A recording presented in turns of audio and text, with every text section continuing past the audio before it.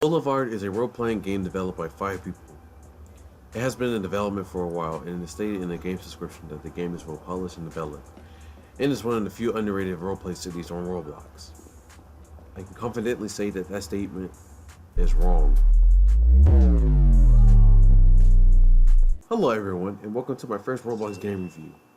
Today I will subjectively observe Boulevard and explain to you how I feel about the game. This review was made to critically analyze the game to the best of my ability.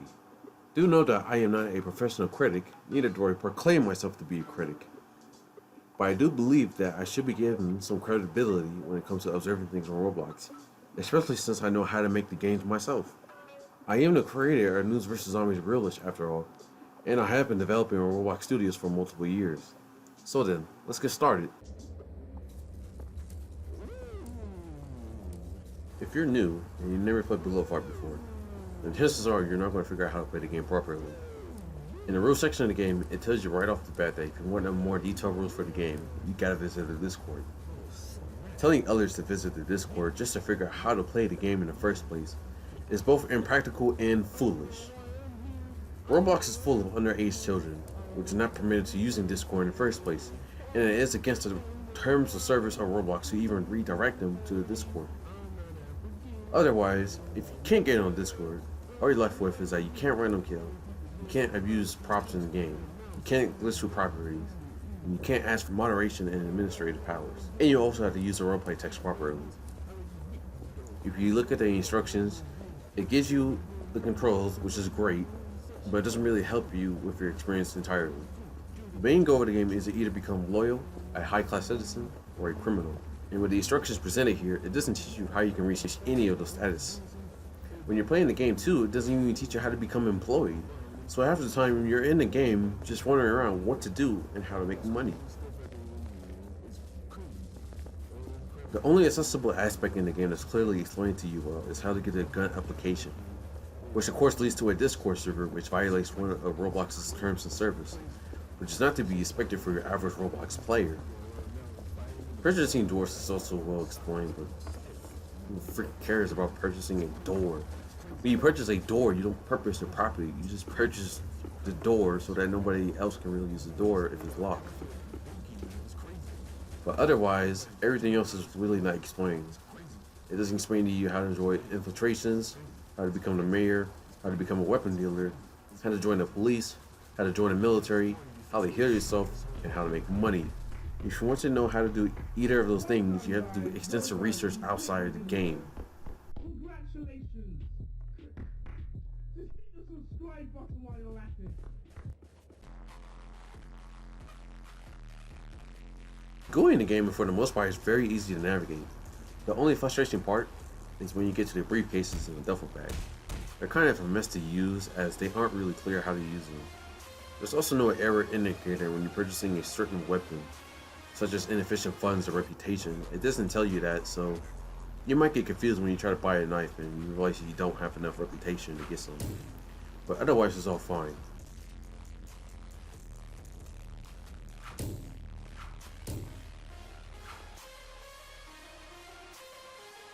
The game doesn't lag you entirely at all, unless you're caught in like one of those like large ass battles, you know, where everybody has like machine guns and any other automatics, which occurs very rarely to know. The game itself, like the server itself, does lag immensely for almost the entire time. You can easily tell the server is dying when you're trying to open up a door and it just takes forever just for the door to move. From my own observation, the game does do some things well. Their interaction tool is a great unique addition to the game, as many few roleplay games on Roblox have this.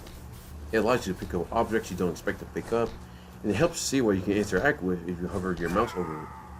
You can also pick up dead bodies, which is just freaking hilarious and fun to do. Every single melee hitbox in the game is unreliable and horrible to use. Every time you swing something, only 80% of the swings really register in the game. The guns in the game are clearly edited versions of the filtering enabled gun kit made by Super Evil Asmo. While there are commendable edits with arm, moving and the gun animations playing on it, it's still pretty obvious. Not to say that the guns are bad in the game. Actually, they are the best feature of the game, and I'm willing to bet that everybody only plays the game just to shoot people in it. There's also clear uses of free models such as the vehicles and snowballs in the game. The following features can be broken in-game, and these aren't responsible because of Roblox's updates. I'm not counting any of those, but it's because of the inefficient scripting made by the developers. Picking up dead bodies in the game can break you in the game, and it happens frequently. You can lose your flashlight if you accidentally drop it, which causes you to break your own arm sometimes. Fists in the game can break too, making you unable to use them, which sometimes can break you from using anything else. Masks don't even successfully hide your name, making them useless, and they break because every time you type your name, the player is typing icon pops up and it makes your name show all of a sudden. The cargo lifting job highlighting effect duplicates and breaks sometimes, making the job harder to do because you don't know which shelf you have to put the box on. If you take fall damage and you go into that ragdoll mode, you're sometimes limited for eternity. There's definitely other bugs present in the game, but these are small bugs that are already game breaking enough and can definitely ruin your experience in the game. It's pretty appropriate for what the setting is supposed to be. It's supposed to be a crime-filled city. There is some random out-of-place areas, such as a random Chinatown hangout area that appears out of nowhere, which is located near a super runway. And there are questionable businesses that are in the game, but it's fairly appropriate.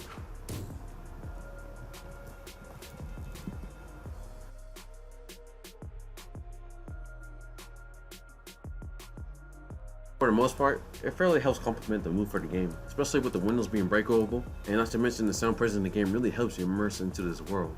Although when it becomes nighttime, the game does get incredibly dark. It's so dark in fact that you really need a flashlight or you can't see anything at all. And there isn't a lot of lights in the streets too.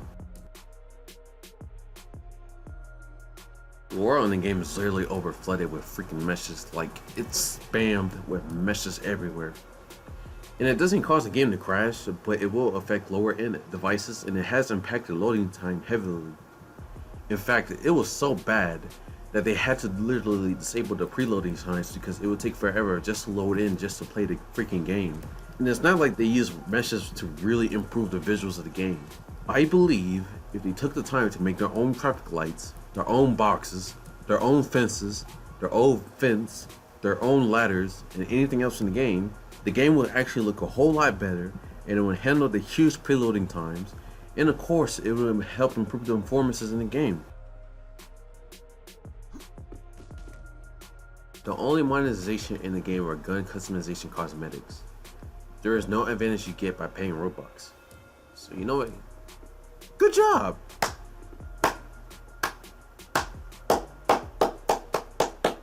Good job. You didn't make the game pay to win. Good job, man.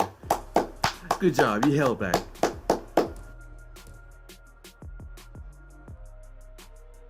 The progress in the game is freaking horrible. Once you're done moving boxes from one position to another, after doing that at least 63 times, you can downgrade to a mailer job. Progression is freaking laughable. There are no other normal jobs for you to do it in this game. After you reach the max reputation to become a mailer, there's nothing else to do. There's nothing else to progress to.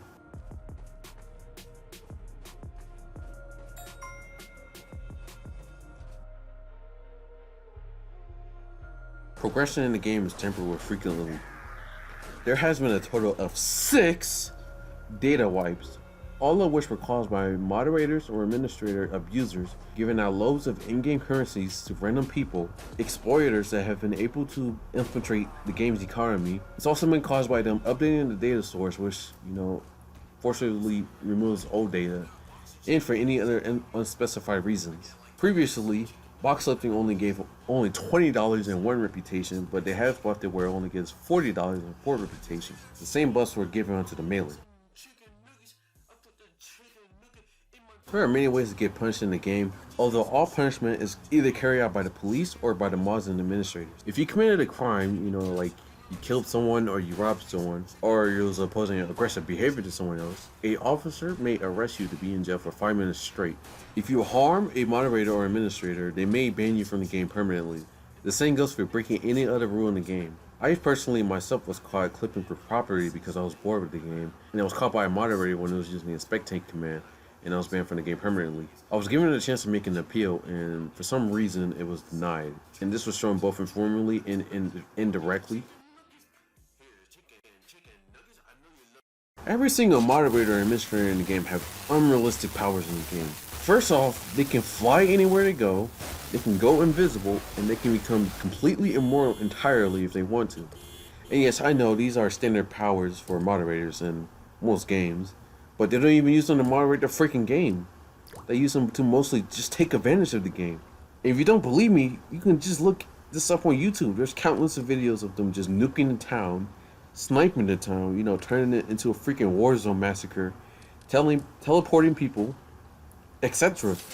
If you join the game right now, it's very likely you'll find one of these retards playing loud-ass uncensored hip-hop with a bunch of stuff, spamming the global message command, which they spam so much that it gets so freaking annoying.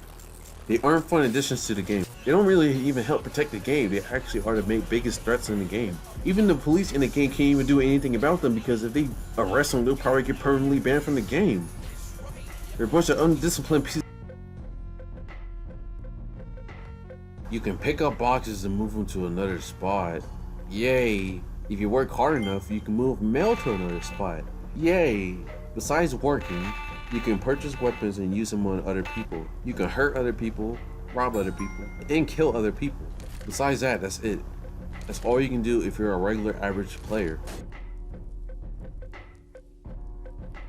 There really is no reachable in-game goal to this game. Most players end up trying to save their money to purchase the most expensive weapon in the game. Although these weapons are both extremely expensive and powerful, they don't even save on death. So if you purchase a weapon that costs $30,000 and you're killed by someone during a robbery, or from a moderator or administrator abuser, which is both common in the game, you basically wasted a few hours of your time purchasing a weapon that you worked really hard for. None of the items you purchase in the game save into your inventory. Neither does property you buy in the game even save into your inventory either. You can't even sell the weapons in case you wanted to leave the game or anything. And with no stats shown in the game, you basically gamble which weapons are good and which are bad.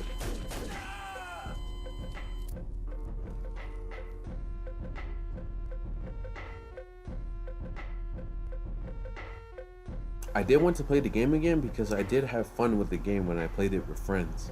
There were some enjoyable roleplay crime experiences to be had in this game, and while I do agree that the weapons are stupidly expensive, they do cause me to keep on working to get those weapons in the game. So with all the details laid out, this game receives a solid 3 out of 10.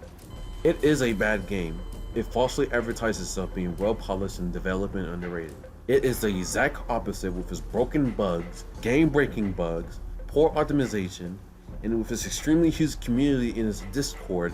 It's overrated. It doesn't properly address instructions to those in-game. It doesn't properly award players who worked hard. Neither is the game forgiving when certain rules are broken rather innocently or purposefully. Neither is the progression stable and enjoyable. The game innovates a little bit, but its innovations is easily overshadowed by the mod abusers and the ghosts presented to you in the game. So, what do you think? Did you agree with my review to this game, or did you have some disagreements? And since this is my first time doing a review, what do you think I did great? And what do you think I did wrong? I look forward to seeing your responses in the comments below. Thanks for watching, guys.